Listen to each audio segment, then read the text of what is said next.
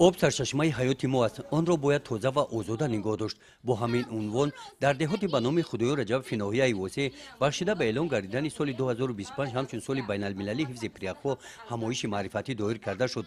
чорабинии мазкур бо ибтикори шуъбаи маорифи ноҳия бо мақсади баландбардоштани сатҳи дониши наврасон оиди ташаббусҳои ҷумҳурии тоҷикистон дар самти ҳифзи прияхҳо роҳандозӣ гардид. дар ин ҳамоиш омӯзгорони фанни география аз 6 муассисаҳои таҳсилоти миёнаи умумии минтақа оиди яке аз масъалаҳои умдаи байналмилалӣ ки ҷумҳурии тоҷикистон таваҷҷӯҳи ҷомеаи ҷаҳониро ба он кашидааст коҳиши прияхҳо дар кураи замин мебошад, таваҷҷӯҳи наврасонро атрофи ин мавзӯъ ҷалб намуданд.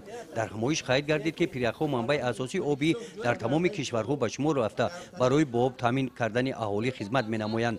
ҳифзи прияхҳо бо реҷаи миллӣ ва байналмилалӣ ҳамчунин tashabbusҳои давлату созмонҳои байналмилалӣ роҳандозӣ мешаванд. дар сатҳи байналмилалӣ иқдоми ҳимояи прияхҳоро ҷумҳурии тоҷикистон бо ибтикори асосгузори сулҳ ваҳдати миллӣ эмомалӣ раҳмон пешбарӣ намуд ки аз ҷониби созмони милали муттаҳид ва кишварҳои гуногун ҷонибдорӣ гардид.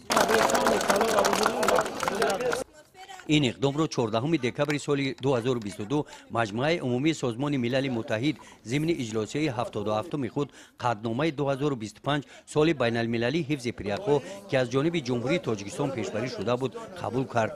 вобаста ба ин мавзӯъ дар викторинаи саволу ҷавобҳо хонандагон фаъолона иштирок варзида беҳтарин иштирокчиён бо сипоснома қадрдонӣ гардиданд.